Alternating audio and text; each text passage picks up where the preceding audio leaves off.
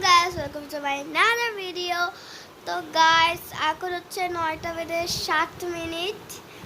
তো এখন রাত, তো আমরা মানে ফজরবেলা, তো আজকে শুক্রবার, তো ফজরবেলা আমরা আমার দাদু বাড়িতে যাচ্ছি এবার কোরবানিতে।